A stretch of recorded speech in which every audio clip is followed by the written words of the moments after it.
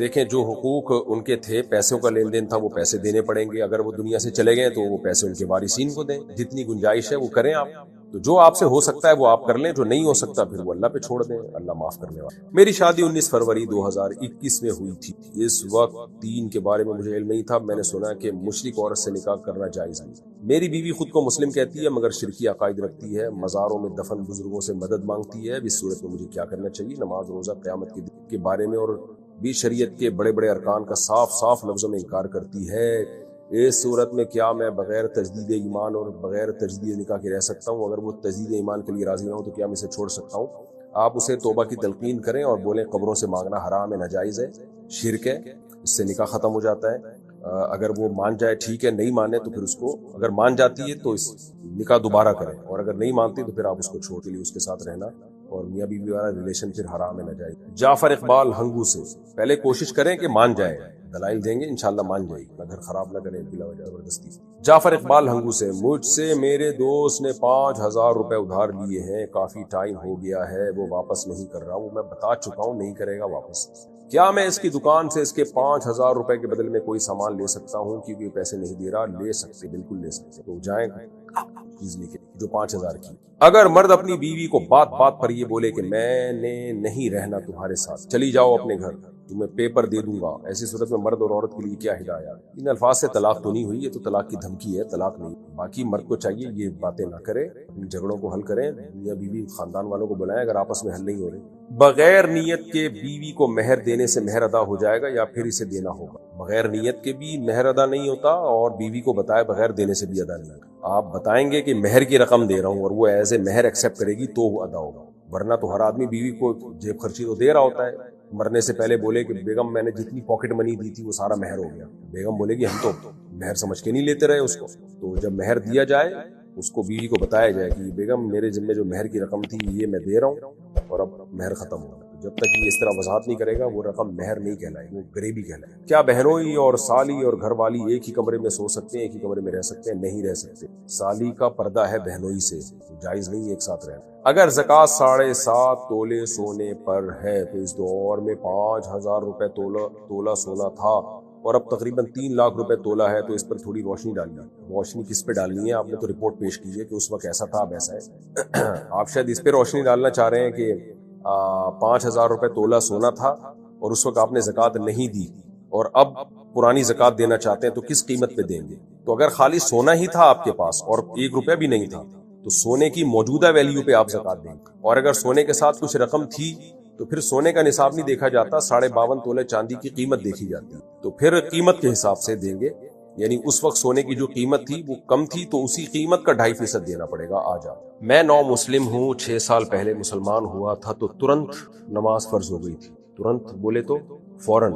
1 سال مجھے نماز سیکھنے میں لگ گیا تھا، تو کیا مجھے قضاء عمری پڑھنی پڑے گی؟ بہت ٹینشن میں ہوں. اگر آپ نے نمازیں پڑھی ہیں تو پھر قضاء عمری پڑھنے کی ضرورت نہیں ہے. جو سیکھنے میں ٹائم لگا تو جس طرح بس ارکان بھی اگر ادا ہو گئے تھے نا، جیسے آپ کو سورہ فاتحہ نہیں آتی تھی لیکن آپ سورہ فاتحہ سیکھ رہے تھے اور جتنی سیکھتے تھے اتنی پڑھ لیتے تھے، قیام کر لیتے تھے، رکوع کر لیتے تھے، 2 سجدے، جو یعنی جو ارکان ہوتے ہیں نماز کے بیسک ارکان، تو آپ کی نماز ہو گئی. غیر مسلم جب مسلمان ہوتا ہے نا تو جتنا ٹائم اس کو سیکھنے میں لگتا ہے تو وہ سیکھنے والا ٹائم میں شرعاً وہ معذور ہوتا ہے، تو وہ پھر اس کی نماز ہو جاتی ہے. البتہ رکعتیں اور سجدے پورے ہونے چاہیے، یہ ضروری ہے. اگر رکعتیں بھی پوری نہیں تھی، کیونکہ رکعتیں سیکھنے میں تو ٹائم نہیں لگتا نا، جیسے فجر کے 2 فرض پڑھنے ہیں آپ نے، 2 رکعتیں پڑھنی ہیں، تو اب 2 رکعتیں اور ہر رکعت میں 2 سجدے تو کرنے ہی پڑیں گے.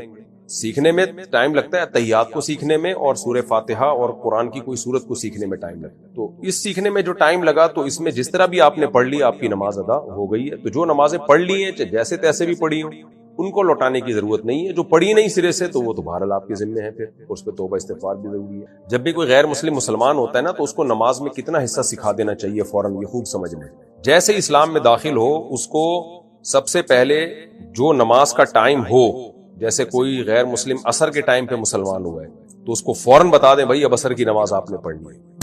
تو کیسے پڑھنی ہے؟ ظاہر ہے اس کو تو نہیں آتی، اس کو وضو کرا دیں بھائی اس طرح سے وضو کرنا ہے، اور یہ بتا دیں عصر کی 4 رکعتیں ہوتی ہیں اور 4 رکعتوں میں کیا ہے؟ قیام ہے، رکوع ہے، سجدہ ہے، 2 سجدے ہیں. اس طرح سے اتنا بھی یعنی اللہ اکبر کہہ کے نیت باندھ لے اور پھر اس طرح سے نماز پڑھ لیں. ہاں ٹائم اس کو لگے گا سورہ فاتحہ سیکھنے میں. تو سب سے پہلے جو چیز غیر مسلم کو یاد کرائی جائے گی وہ ہے سورہ فاتحہ. جیسے ہی سورہ فاتحہ یاد ہو جائے تو پھر اس کو مختصر سی کوئی قرآن کی سورت انا اعطیناک الکوثر فصلی لربک وانحر ان شانئک هو الابتر یہ یاد کرا دیں, یا قل هو اللہ احد یاد کرا دیں. اور تیسرے نمبر پہ سب سے پہلے اس کو التحیات یاد کرا دیں. التحیات للہ والصلوات والطیبات السلام علیک ایھا النبی ورحمۃ اللہ وبرکاتہ السلام علینا وعلی عباد اللہ الصالحین اشہد ان لا الہ الا اللہ واشہد ان محمدا عبدہ ورسولہ یہ یاد کرا دیں. اور تکبیر تحریمہ یعنی نماز کی نیت باندھنی اللہ اکبر کہہ کے اور نماز ختم کرنی ہے السلام علیکم ورحمۃ اللہ. اتنا اس کو آ گئی نا تو بس فرض ادا ہو جائے گا اس کا. پھر بے شک رکوع سجدے کی تسبیحات نہ بھی پڑھے تو نماز ہو جاتی ہے اس سے. رکوع سجدے کی تسبیحات سیکھتا رہے گا آرام سے, سبحان ربی العظیم سبحان ربی الاعلی.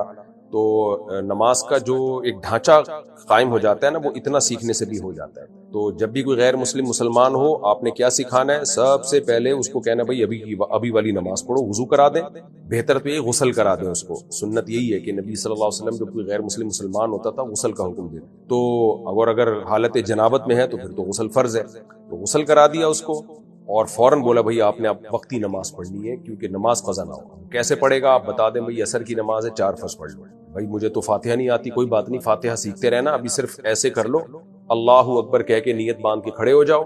اگر جماعت کی نماز ہو رہی ہے تو جماعت میں شامل کر لیں اس کو, پھر تو بولے بھائی بس اللہ اکبر کہہ کے پیچھے کھڑے ہو جاؤ اور امام جو کچھ کر رہے ہیں آپ اس کے ساتھ ساتھ کرتے رہو. اللہ اکبر کہہ کے نیت باندھنا ہے اور السلام علیکم ورحمۃ اللہ کہہ کے نماز ختم کرنی. یہ 2 لفظ تو فوراً سکھا دیں. اور پھر تیسرے نمبر پہ سورہ فاتحہ سکھا دیں اس کو, اور قل اللہ احد سکھا دیں اور التحیات سکھا دیں. تو ساری زندگی اتنی بھی پڑھتے رہے گا نا تو نماز اس کی ہو جائے گی. تمرۃ طیبۃ وماء طہور, آپ نے فرمایا پاکیزہ پھل ہے, پاکیزہ کھجور ہے اور پانی اس کا پاک ہے. اور ترمذی میں مزید الفاظ ہیں فتوضأ منہ, آپ نے اسی پانی سے وضو کیا. وقال الترمذی ابو زید مجہول, امام ابو حنیفہ سے ایک روایت ہے کہ نبیذ سے وضو کرنا بھی جائز ہے. نبیذ کسے کہتے ہیں؟ 4 درجات ہوتے ہیں نبیذ. کھجور کو پانی میں پکایا جائے, اس میں نشا پیدا ہو جائے, گاڑھا ہو جائے اور میٹھا ہو جائے. 4 صفات جب اس میں پیدا ہوں گی, یعنی مطبوخ, مسکر, حلو, غیر رقیق یعنی غلیظ, تو بالاتفاق اس سے وضو ناجائز ہے. سمجھتے ہو بھائی؟ چاروں یعنی پکا ہوا بھی ہو, مطبوخ, حلو, مسکر, غلیظ, 4 چیز, ٹھیک ہے نا.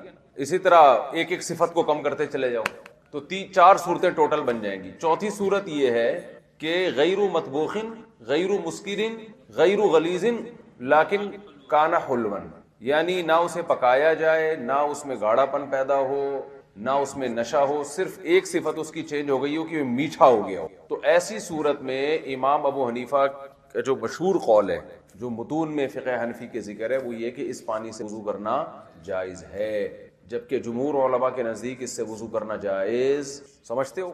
اب یہ جو حدیث ہے جس میں, اچھا عرب لوگ تو استعمال کرتے تھے نا کھجور میں, پانی میں کھجور ڈال کے صبح پیا کرو, بہت زبردست, صحت کے لیے پیتے ہی نہیں, ٹونک ہے یہ, تازہ کھجور تازہ. تو اب یہ مسئلہ ہے کہ یہ حدیث امام حنیفہ کا مستدل ہے کہ عبداللہ بن مسعود کہتے ہیں میں نے نبیذ ہے. نبیذ تو وہی ہوتا ہے اس میں کم سے کم درجہ یہ ہوتا ہے کہ مٹھاس پیدا ہو چکی. جمہور کی دلیل قرآن مجید کی آیت ہے کہ قرآن نے پانی سے وضو کا حکم دیا تو ماں سے مائع مطلق مراد ہوتا ہے, اور مطلق سے فرد کامل, جس پر کامل طور پہ پانی کا اطلاق ہو. جب اس میں مٹھاس پیدا ہو گئی تو وہ پانی نہیں ہے بلکہ اس کا تو نام ہی چینج ہو گیا, وہ تو نبیذ ہے, وہ تو شربت ہے. رہی یہ حدیث تو اس حدیث کا جمہور کی طرف سے جواب دیا جاتا ہے کہ ابو زید مجہول راوی ہے. اور صحیح مسلم کی روایت میں ہے کہ آگے حدیث آ رہی ہے, حضرت علقمہ ابن مسعود سے روایت کرتے ہیں کہ لم اکن لیلۃ الجن مع رسول اللہ, میں رسول اللہ صلی اللہ علیہ وسلم کے ساتھ اس رات موجود نہیں. اور امام حنیفہ سے ایک دوسری روایت بھی ہے, اس سے رجوع بھی ثابت ہے کہ انہوں نے نبیذ تمر سے وضو سے رجوع بھی کی. تو اس لیے حنفیہ کا خود اس میں اختلاف ہوا ہے. جو حنفیہ میں بڑے بڑے محققین ہیں, ابن نجیم ہیں, فتاوی قاضی خان ہے, ان لوگوں نے اسی روایت کو, امام طحاوی ہیں, انہوں نے اسی کو ترجیح دی ہے کہ نبیذ سے وضو جائز نہیں ہے. لیکن علامہ شامی, علامہ ابن عابدین رحمۃ اللہ علیہ جو فتاوی شام صاحب فتویٰ تھے, انہوں نے اس پہ رد کی. انہوں نے کہا کہ جو اتنی بھی متون کی کتابیں ہیں, کیونکہ متن کو بہرحال ترجیح ہوتی ہے نا حواشی پر, تو اس میں تو ابو حنیفہ رحمہ اللہ کا وہی قول لکھا ہے کہ نبیذ, لیکن متاخرین نے بہرحال اس پہ فتویٰ نہیں دیا. اور احناف میں ہاں جو مفتابی قول ہے وہ یہی ہے کہ وضو جائز نہیں. ویسے بھی احناف کے اصول کے بھی حنفیہ تو صحیح حدیث کو قرآن کے مقابلے میں مشہور روایات کے مقابلے میں ترک کریں، تو ایک ایسی روایت جس کے خلاف صحیح حدیث بھی موجود ہو اور خود اس روایت کی سند پہ بھی کلام ہو، اگرچہ اس کلام کا جواب دینے کی کوشش کی گئی لیکن مضبوط روایت تو نہیں رہی نا، تو اس سے ایک مشہور شریعت کے اصول کو کیسے چھوڑا جا سکتا؟ تو پانی سے مائع مطلق مراد ہے، تو جب تک اس کے خلاف بہت شدید مضبوط دلیل نہ ملے، احناف کا اصول بھی ہے کہ وہ اس پر عمل نہیں کرے۔ چلو بھائی آگے یہ پڑھ لیے میں نے، آگے چلو حدیث نمبر 482، وضوءن ہے بھائی، وضوءن، وضو تو وضو کو کہتے ہیں، پانی ہے وضو کا۔ حضرت کبشہ بنت کعب ابن مالک، کعب ابن مالک کی بیٹی تھی، مشہور صحابی ہے نا کعب ابن مالک جو غزوہ تبوک میں پیچھے رہ گئے تھے، ان کی بیٹی تھی اور وہ حضرت ابو قتادہ کی بہو تھی۔ حضرت ابو قتادہ مشہور صحابی، ان کے بیٹے کی زوجہ تھی، تو بہو ہو گئی۔ تو وہ روایت کرتی ہیں ان ابا قتادہ دخل علیہا، کہ میرے سسر میرے پاس آئے، فسکبت لہ وضوءا، میں نے ان کے لیے وضو کا پانی ان پہ ڈالنا شروع کیا، وضو کرایا ان کو۔ بہویں سسروں کی پہلے زمانے میں خدمت کیا کرتی تھی، تو میں اپنے سسر کو وضو کروا رہی تھی، فجاءت ہرۃ تشرب منہ، بلی آئی اور اس پانی سے پینے لگی، جو برتن میں پانی تھا نا اس، فاصغى لها الاناء، حضرت ابو قتادہ نے برتن تھوڑا سا اور اس کی طرف جھکا دیا کہ تسلی سے پی لے۔ قالت کبشۃ فرآنی انظر الیہ، حضرت کبشہ فرماتی ہیں کہ ابو قتادہ نے مجھے دیکھا کہ میں تعجب سے ان کی طرف دیکھ رہی ہوں کہ بھئی یہ کیا کر رہے ہیں، بلی تو درندہ ہے، آپ اس کو پانی پلا رہے ہیں اور اسی سے وضو کر رہے ہیں۔ فقال اتعجبین، حضرت ابو قتادہ نے فرمایا کیا تم کو تعجب ہے، یبنت اخی، اے میرے بھائی کی بیٹی، بھتیجے بھی ہوں گی نا، یہ ہو سکتا ہے بھتیجی ہوں یا ویسے ہی محبت سے بہو کو بھتیجی کہہ دیا ہو۔ قالت فقلت نعم، انہوں نے فرمایا کہ میں نے کہا جی ہاں۔ فقال ان رسول اللہ صلی اللہ علیہ وسلم قال، حضرت ابو قتادہ نے فرمایا نبی نے بلی کے بارے میں فرمایا ہے، انہا لیست بنجس انہا من الطوافین علیکم، یہ نجس نہیں ہے کیونکہ یہ تم پہ کثرت سے چکر لگانے والی مخلوق ہے۔ اب الطوافات، یا تو یہ فرمائے طوافین یا طوافات فرمائے، کی مطلب ہے یبنات، ہاں، رواہ مالک و احمد و ترمذی و ابو داؤد والنسائی و ابن ماجہ والدارمی۔ تو اس حدیث سے جمہور نے استدلال کیا ہے، اس جیسی آگے بھی حدیث آ رہی ہے کہ بلی کا جھوٹا بالکل پاک ہے، بلی کا جھوٹا بالکل پاک ہے۔ امام ابو حنیفہ سے ناجائز ہونا، ناپاک ہونا تو منقول نہیں ہے، لیکن بلی کے جھوٹے سے وضو کرنا مکروہ منقول ہے۔ اب مکروہ سے مکروہ تحریمی مراد ہے، مکروہ تنزیہی مراد ہے، تو امام طحاوی کے نزدیک، امام طحاوی کی روایت کے مطابق مکروہ تحریمی، اور امام کرخی کی روایت کے مطابق مکروہ تنزیہی۔ فتویٰ اس پر ہے کہ مکروہ تنزیہی ہے، تنزیہی کا مطلب بہتر ہے کہ نہ کرو وضو، کرنا بھی بالکل بولتے کیوں نہیں جائز ہے۔ سوال پیدا ہوتا ہے جب حدیث میں آ گیا کہ نبی نے، آگے بھی حدیثیں آ رہی ہے کہ نبی نے بھی اس سے وضو کیا ہے، تو پھر مکروہ کہنے کی کیا ضرورت ہے؟ بھائی مکروہ کہنے کی ضرورت مکروہ اس لیے ناپسندیدہ اس لیے کہا کہ نبی نے جو کیا بیان جواز کے لیے، بیان جواز کے لیے، لیکن ہے یہ سباع میں سے، اور محمد ابن سیرین حضرت ابو ہریرہ رضی اللہ تعالی عنہ سے نقل کرتے ہیں کہ رسول اللہ صلی اللہ علیہ وسلم نے فرمایا طہور الاناء اذا ولغ فیہ الہر ان یغتسل مرتن، یہ امام طحاوی نے روایت کی کہ محمد ابن سیرین کہتے ہیں کہ حضرت ابو ہریرہ رضی اللہ تعالیٰ عنہ روایت کرتے ہیں کہ رسول اللہ صلی اللہ علیہ وسلم نے فرمایا برتن کو دھونا جب اس میں بلی منہ ڈال دے تو وہ ایک مرتبہ ہے، او قال مرتین، راوی کو شک ہے ایک مرتبہ کہا یا دو مرتبہ، تو یہ بھی تو حدیث ہے۔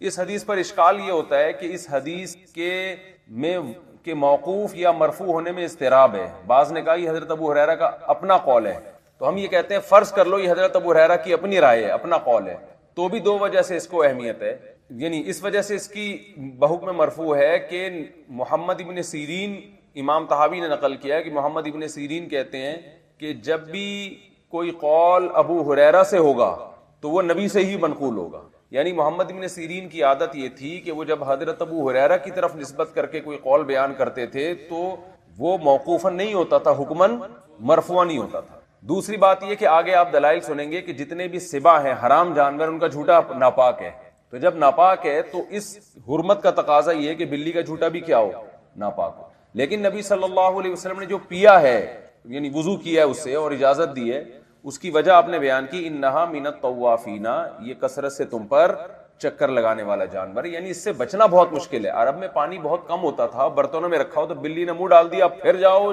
6 کلومیٹر دور پانی لینے کے لیے، آپ کہہ سکتے ہیں ڈھکے رکھتے، بھائی اتنی سہولتیں اس زمانے میں نہیں تھی، غربت کا دور تھا، ایک برتن ہے، ایک بالٹی ہے، اس میں پانی رکھا ہوا ہے، اسی سے پی بھی رہے ہیں، کپڑے بھی دھل رہے ہیں، نہا بھی رہے ہیں، تو بلی آئی منہ بڑھال کے چلی گئی، لے بھائی مسئلہ کیا ہو گیا خراب. تو اس لیے نبی نے فرمایا یہ چونکہ تم پہ کثرت سے چکر لگاتی ہے، اس لیے آپ صلی اللہ علیہ وسلم نے اس کے پانی پینے کی، اس کے پانی استعمال کرنے کی اجازت دی. تو ہم بھی یہ کہتے ہیں کہ جائز ہے، لیکن اگر کوئی بچنا چاہے، رخصت ہے نا، عزیمت نہیں ہے. تو جمہور کے نزدیک تو بالکل پاک ہے، ہمارے ہاں بہتر ہے کہ اجتناب کی ہے. تو یہ بالکل اعتدال والا قول ہے امام حنیفہ کا جو قول. آگے چلے میرے بوئی. ہریسہ حلوہ. داؤد بن صالح بن دینار اپنی والدہ سے نقل کرتے ہیں کہ ان کی والدہ کے مولا نے، یعنی یہ غلام تھیں، باندی تھیں، تو ان کے مولا یعنی ان کے آقا نے ان کو بھیجا حضرت عائشہ کے پاس کچھ ہدیہ دے کے، کوئی کھانے پینے کی چیز، ہریسہ. قالت فوجدتها تصلی، فرماتی ہیں انہوں نے دیکھا کہ وہ نماز پڑھ رہی ہیں حضرت عائشہ. فاشارت الی ان ضعیها، اشارہ کیا اس کو، نماز میں اشارہ کیا. فجاءت ہرۃ، بلی آئی، فاکلت منها، سائڈوں سے تھوڑا سا کھا لیا. فلما انصرفت عائشہ من صلاتها، جب حضرت عائشہ نماز سے فارغ ہوئیں، اکلت من حیث اکلت الہرہ، جہاں سے بلی نے کھایا تھا وہیں سے کھانا شروع کر دیا. فقالت ان رسول اللہ صلی اللہ علیہ وسلم قال، اور فرمانے لگی کہ نبی صلی اللہ علیہ وسلم نے فرمایا ہے، انہا لیست بنجس، یہ ناپاک نہیں ہے، انہا من الطوافین علیکم. دیکھو اس سے پتہ چلتا ہے کہ حکمن ناپاک نہیں ہے، کیونکہ آگے جو علت بیان کی جا رہی ہے، اگر یہ حقیقتاً بھی ناپاک نہ ہوتی نا، بلی کا جھوٹا ناپاک، تو نبی یوں نہیں فرماتے کہ یہ ناپاک نہیں ہے اس لیے کہ یہ اس کا گوشت حلال ہے یا اس کا گوشت پاک ہے، بلکہ آپ نے فرمایا انہا من الطوافین، یہ بہت زیادہ چکر لگانے والا جانور ہے، تو دفع حرج کی وجہ سے ناپاک نہیں ہے. بات آئی سمجھ میں؟ یعنی اصلاً ناپاک ہے لیکن دفع حرج کی وجہ سے اس کی اجازت دی جا رہی ہے. انہا من الطوافین علیکم وانی رأیت رسول اللہ صلی اللہ علیہ وسلم یتوضأ بفضلها، اور میں نے نبی کو دیکھا ہے کہ اس کے جھوٹے سے آپ نے وضو کیا ہے.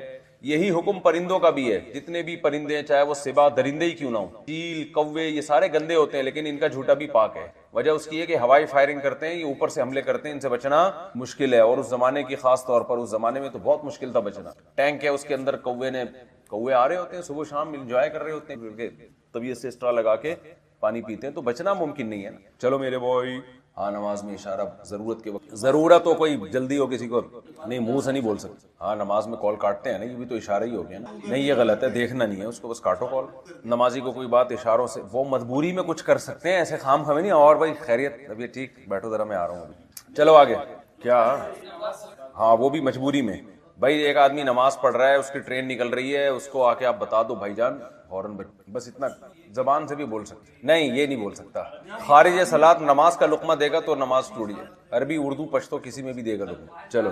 حضرت جابر بن عبداللہ رضی اللہ عنہ سے روایت ہے کہ نبی صلی اللہ علیہ وسلم سے پوچھا گیا، کیا گدھا جو پانی چھوڑ دے ہم اس سے وضو کر سکتے ہیں؟ یعنی گدھے نے کہیں پانی پیا ہو تو کیا ہم اس سے وضو کر سکتے ہیں؟ فرمایا ہاں.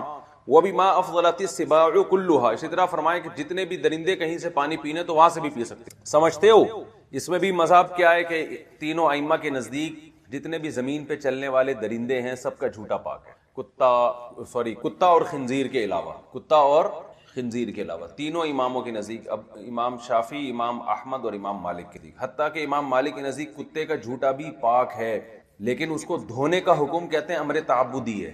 یعنی کتا برتن میں منہ وائر تو حدیث میں آتا ہے دھو اس کو، تو امام مالک کہتے ہیں یہ ناپاک ہونے کی وجہ سے نہیں، بلکہ اس کی وجہ ہمیں معلوم نہیں ہے، بس یہ اللہ اس کے رسول نے حکم دی. کوئی بھی وجہ ہو سکتی ہے، ناپاک ہونا وجہ نہیں ہے. سمجھتے ہو؟ لیکن جمہور اس کے خلاف ہے کہ بھائی اصل جب دھونے کا حکم تو صرف طہارت ہی کی وجہ سے ہوتا ہے نا.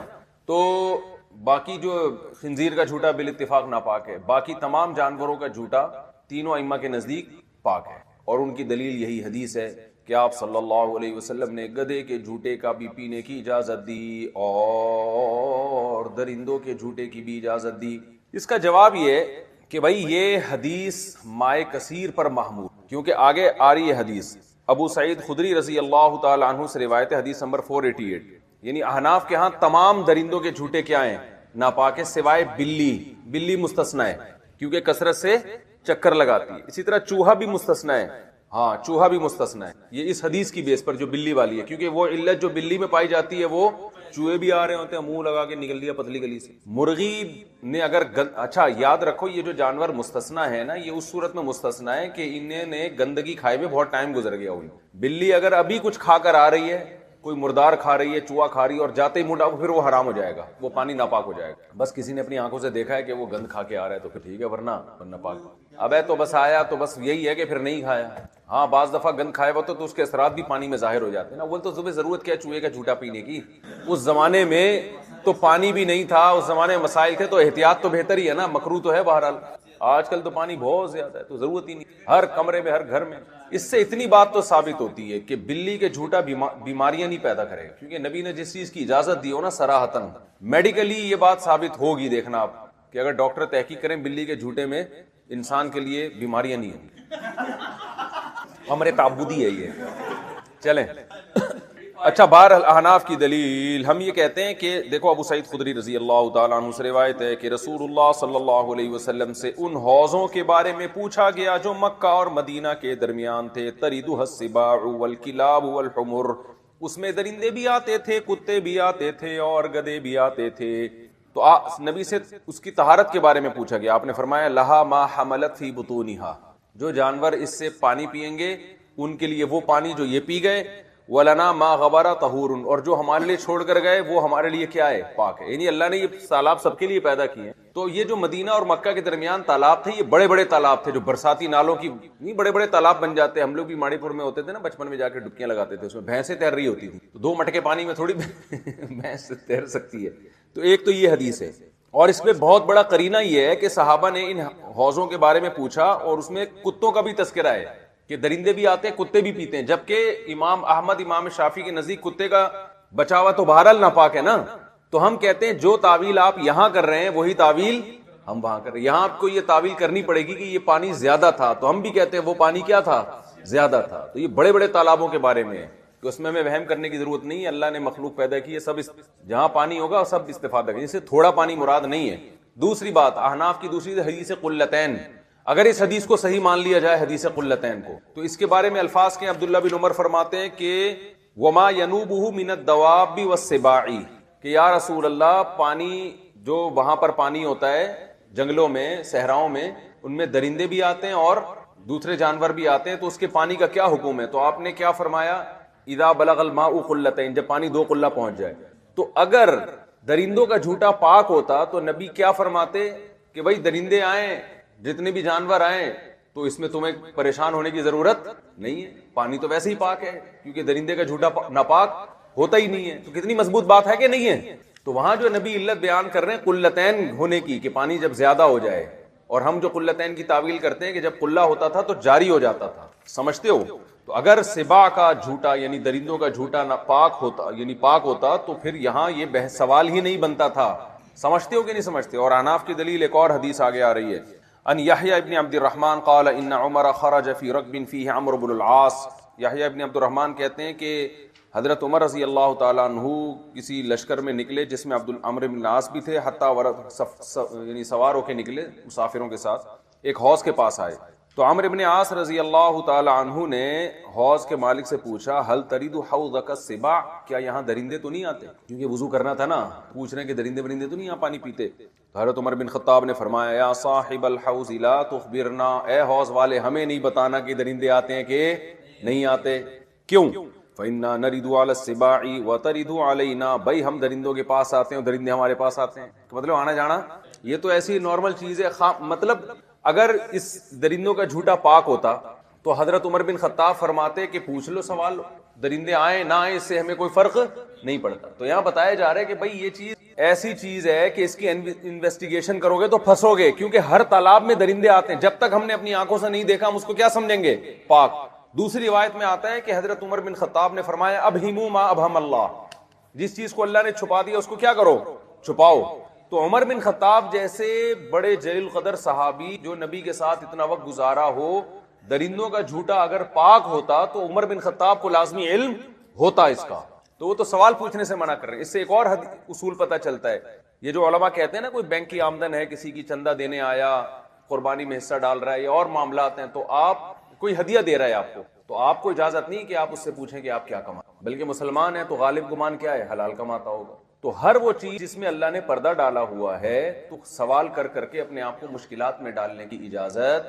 البتہ قربانی کا حصہ لینے میں اس لیے پوچھ لیا جائے کہ ابھی نہیں پتا، بعد میں پتا چلا تو پھر سب کی قربانی دوبارہ کرنی. تو جہاں ایسی مشکلات کا اندیشہ ہو وہاں تو ٹھیک ہے. یہاں تو مسافر ہیں، تالاب سے وضو کیا آگے نکل گئے. اور مسئلہ بھی یہ ہے کہ اگر کسی نے تالاب سے وضو کیا، چھوٹا تالاب تھا، درندے آئے تھے اس پہ، اور آپ نے نماز پڑھ لی تو کسی نے دیکھا تھا نا کہ یہ ناپاک ہے، تو بھی بتانے کی اجازت نہیں ہے. بھائی نماز پڑھ لی اپنے گمان کے مطابق، اب آپ کیوں بتا رہے ہو ہیں؟ اچھا میرے بھائی چلو آگے حدیث. حضرت ام ہانی فرماتی ہیں نبی صلی اللہ علیہ وسلم نے اور آپ کی زوجہ حضرت میمونہ نے ایک برتن سے وضو کیا جس میں آٹے کا اثر تھا. عجیب، آٹے کو کہتے ہیں. چلو یہ ہو گئی حدیث، میں نے پڑھ لی. آگے چلو، وہی یہ بھی ہو گئی ہے. چلیں یہ بھی ہو چکی ہے. آگے حدیث نمبر 489. اچھا اس میں گدھے کا جھوٹے کا تذکرہ بھی آیا ہے نا. گدھا وہ جو حدیث ہے، حدیث نمبر 484، حضرت جابر رضی اللہ تعالیٰ عنہ سے روایت ہے، نبی صلی اللہ علیہ وسلم نے فرمایا کہ نبی سے پوچھا گیا کہ کیا گدھا کا جھوٹا ہم پی سکتے ہیں؟ تو آپ نے کیا فرمایا؟ ہاں. گدھے کے جھوٹے کے بارے میں جمہور علماء اس کی طہارت کے قائل ہیں. گدھے کا گوشت اگرچہ حرام ہے، ناجائز ہے، لیکن اس کا جھوٹا پاک ہے. البتہ لاہور میں ایک وقت تک فتویٰ یہ دیا جاتا تھا کہ گدھے کا گوشت بھی کیا ہے، جائز ہے، گنجائش ہے. ایک زمانہ تھا لیکن پھر بہت کھلائے گدھے. کچھ دن پہلے لاہور میں تھے تو گوشت منگوایا تو ایک ساتھی نے کہا بے پرانا بس. خیر خام خام میں وہم ہو جاتا ہے نا آدمی ایسی خبریں سن. ایسا نہیں ہے کہ بیچارے گدھے کھانے کھلا رہے ہو، لیکن میڈیا پہ ایک چیز پھیل جاتی ہے تو آدمی کو وہم ہو جاتا ہے. خیر تو گدھے کا جھوٹا جمہور علماء کے نزدیک پاک ہے. حنفیہ کے نزدیک حنفیہ کہتے ہیں اس پاک یا ناپاک ہونے کے دلائل اتنے متعارض ہیں کہ اس کے بارے میں فیصلہ نہیں ہو سکتا. سمجھتے ہیں؟ سب سے پہلے احادیث مرفوعہ. امام طحاوی نے حدیث پیش کی ہے کہ نبی صلی اللہ علیہ وسلم نے خیبر کے دن گدھے کے گوشت کو پھینکنے کا حکم دیا. جو صحابہ ہانڈی میں پکا رہے تھے وہ مشہور حدیث سے الفاظ پڑھ لیتا ہوں. ہمارا رسول اللہ صلی اللہ علیہ وسلم منادی لی ینادی اکفائها ای بالقاء لحوم الحمر فانها رجس، رواہ طحاوی. ہم نے صلی اللہ علیہ وسلم نے حکم دیا گدھے کا گوشت، تو جس جانور کا گوشت حرام ہے تو یہ اس کا تھوک بھی کیا ہوتا ہے، ناجائز ہوتا ہے. متولد من اللحم ہے نا، درندوں کا، اسی وجہ سے تو وہ حرام ہے. بلی کا. اچھا یہ بھی دیکھ لو کہ درندوں کے تھوک کے ناجائز ہونے کی ایک بہت بڑی وجہ یہ احادیث ہرہ بھی ہیں، کیونکہ نبی صلی اللہ علیہ وسلم ہرہ کے بارے میں فرما رہے ہیں کہ یہ تم پہ کثرت سے چکر لگاتی ہے، اس لیے اس کا جھوٹا استعمال کر سکتے. اگر درندوں کا جھوٹا بالکل پاک ہوتا تو آپ یہ علت تھوڑی بیان کرتے کہ یہ من الطوافین ہے. یہ کتنی مضبوط دلیل ہے احناف کی، سمجھتے ہو کتنی مضبوط دلیل ہے امام حنیفہ کے قول کی. تو بھائی آپ فرما دیتے تو جھوٹا تو کوئی طوافین ہو یا نہ ہو.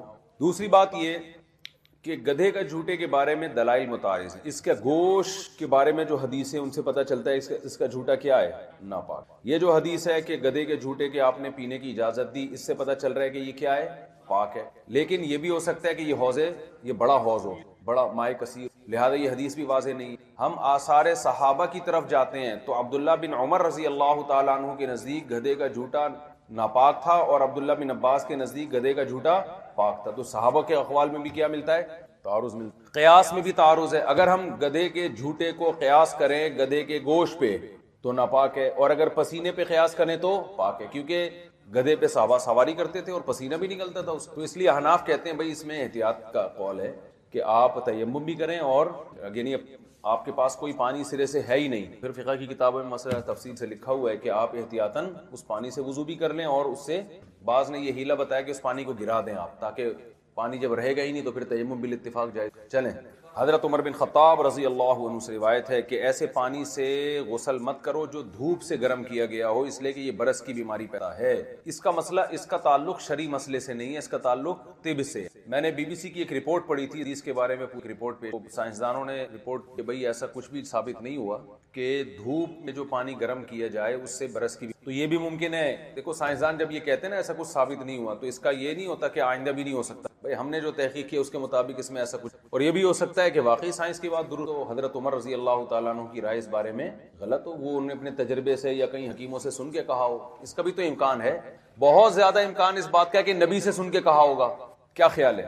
تو نبی صلی اللہ علیہ وسلم سے خود احادیث میں منقول ہے کہ انتم اعلم بامور دنیاکم منی، دنیا کے معاملات مجھ سے زیادہ جانتے ہو، لہذا میں جب تمہیں دین کے بارے میں حکم دوں تو اتباع کرو، جب دنیا کے بارے میں حکم دو تو تم جانتے ہو. تو جو طب سے متعلق اس طرح کی کوئی چیز ہے تو یہ نبی صلی اللہ علیہ وسلم نے ہو سکتا ہے وہاں طبیب سے سن کے بتائی ہو. یہ ہم جب فرض کر رہے ہیں کہ مان لیں کہ حضرت عمر نے یہ نبی سے سنا ہوگا، تو اس لیے اگر یہ تحقیق سے غلط بھی ثابت ہو جاتا ہے تو بھی اس پہ اسلام پہ کوئی اعتراض نہیں ہے. کچھ چیزیں بھائی صحابی نے کچھ بھی کہہ دیا, لوگوں نے تو نقل کر دیا نا ان کو. ان کی رائے ہو سکتی ہے, مشاہدہ ہو سکتا ہے, صحیح بھی رائے ہو سکتی ہے اور رائے میں غلطی بھی ہو سکتی ہے. سمجھتے ہو؟ چلیں. حضرت ابو ہریرہ سے روایت ہے رسول اللہ صلی اللہ علیہ وسلم فرمایا کتا جب کسی پانی سے 7 مرتبہ, اور ایک روایت میں انائی احدکم اذا ولغ فیہ الکلب ان یغسلہ 7 مرات اولاہن بالتراب, سب سے پہلے مٹی. تو جمہور کے نزدیک یہی ہے کہ 7 دفعہ دھونا واجب ہے. احناف کے نزدیک 3 دفعہ لازم ہے, 7 دفعہ مستحب ہے, کیونکہ ایک روایت میں 3 دفعہ کا تذکرہ بھی ہے, اور پہلی دفعہ مٹی سے یہ بھی مستحب ہے. سمجھتے ہو؟ امام مالک اس پر وہ حیران ہوئے نا کہ مٹی سے دھونے کا حکم کیوں دیا جا رہا ہے, اس لیے انہوں نے پھر یہی فیصلہ کیا کہ یہ امر تعبدی ہے, کیونکہ جہاں بھی دھونے کا حکم ہے, نجاست کو زائل کرنے کا حکم ہے, تو پانی سے ہے نا, تو یہاں مٹی کا تذکرہ تو کہہ رہی ہے. اور پھر 7 دفعہ کیوں؟ ہر نجاست کو 3 دفعہ دھونے سے پاک ہو جاتی ہے. اس لیے انہوں نے کہا بھائی یہ خلاف قیاس ہے, بس جیسے بتایا جائے ایسے. لیکن مضبوط دلیل جمہوری کی ہے, یہ دھونا یہ ناپاک ہونے کی علامت ہے, کیونکہ نبی صلی اللہ علیہ وسلم شریعت بتانے کے لیے بھیجے گئے ہیں نا, اور شریعت کے حکم میں اصل یہی ہے کہ معلول بعلہ ہوتے ہیں, ان کی کوئی ریزن ہوتی ہے. سمجھتے ہو؟ جب امر تعبدی تو وہ امور ہوں گے نا جن کوئی لاجک بنی نہ سکتی. چلیں. مٹی اس لیے کہ آج بھی یہ تحقیق سے ثابت ہے کہ اس کے جراثیم مرتے ہیں, کسی اور چیز بڑی خاندانی کھایا کرو روزانہ دو. او قال ذنوبا, اللہ کے بندے کئی دفعہ بتایا یہ. حضرت ابو ہریرہ رضی اللہ عنہ سے روایت ہے کہ ایک دیہاتی آدمی مسجد میں کھڑا ہوا اور پیشاب کیا اس نے. دیہاتی لوگ بھی عجیب. فتناولہ الناس, لوگ اس کی طرف دوڑے. تناول سے زبان سے تناول بھی مراد ہو سکتا ہے, برا بلا کہنا شروع کیا, اور ہاتھ سے بھی پکڑ گیا. فقال انہ النبی صلی اللہ علیہ وسلم, آپ صلی اللہ علیہ وسلم نے صحابہ کو روک دیا, فرمایا دعوہ, اس دیہاتی کو اپنے ہار پہ چھوڑ دو, یعنی کرنے دو پیشاب, فی الحال کوئی نہیں پکڑے ان کو جا کے. وحریقوا علی بولہ سجلا من ماء او قال ذنوبا من ماء, پانی کے ایک ڈول پیشاب پہ بہا دینا, ڈول, کیونکہ تمہیں بعثتم میسرین, اللہ نے آسانی پیدا کرنے والا بنا کے بھیجا ہے. وَلَمْ تُبْعَثُوا مُعَسِّرِينَ, لوگوں کو تنگی میں ڈالنے والا بنا کے اللہ نے تمہیں نہیں بھیجا. کیا مطلب؟ ایک آدمی جب پیشاب شروع کر دے تو درمیان میں اس کے لیے روکنا ممکن نہیں ہے, اور دوسرا ہے بھی دیہاتی جو آداب سے واقف نہیں ہے, تو ایسی شدت کرو گے تو لوگ دین کے قریب آنے کے بجائے دور ہوں گے, وہ سمجھیں گے اسلام بہت مشکل ہے, ذرا ذرا سی بات پہ چترول لگتے ہیں یہاں پہ, ٹھیک ہے. اور دوسرا جا کے پکڑ لوگے, درمیان میں پیشاب روکنا کتنا مشکل کام ہے. تو اب ایک کام ہو گیا تو اب اسے کرنے دو آرام سے. تو پھر دوسری حدیث بھی آگے آ رہی ہے, پھر نبی نے اس کو فرمایا, بلایا محبت سے. چلیں, آج یہ ہمیں سبق سیکھنے کی چیز ہے. ہر آدمی کو ایک ہی لاٹھی سے, منہ سے کوئی لفظ غلط نکل جائے توہین رسالت کا فتویٰ, تو یہ بھی حدیث انہی پہ صادق آ رہی ہے. اس کو صفائی کا موقع بھی نہیں دیتے, معذرت کا موقع بھی نہیں دیتے. نہیں جی اس نے یہ کیوں بولا, اس نے یہ کیوں, اس نے نبی کے لیے مردہ کا لفظ کیوں استعمال کر لیا, اس نے وہ 100 دفعہ بھی صفائیاں دے گا لیکن نہیں, گستاخ ہے. تو یہ لوگ قرآن و حدیث کے منکر ہیں حقیقی, اس سے لوگ دین کے قریب نہیں آتے, دور ہوتے ہیں. چلو, ورنہ یار مسجد میں پیشاب کرنا اور کھڑے ہو کر, تو کتنی عجیب سی بات ہے نا. یہ شاعر اللہ کی توہین کا فتویٰ لگ سکتا تھا, اور نبی موجود ہیں, صحابہ موجود ہیں, کتنا, یعنی اس سے زیادہ عجیب مثال تو مل نہیں سکتی. لیکن یہ بھی دیکھا جا رہا ہے بھائی گنوار ہے, دیہاتی ہے, اس کو کیا اصول آداب کا پتہ. یہ بھی دیکھا جا رہا ہے کہ درمیان میں روکنا, پیشاب کا روکنا درمیان میں ممکن نہیں ہے.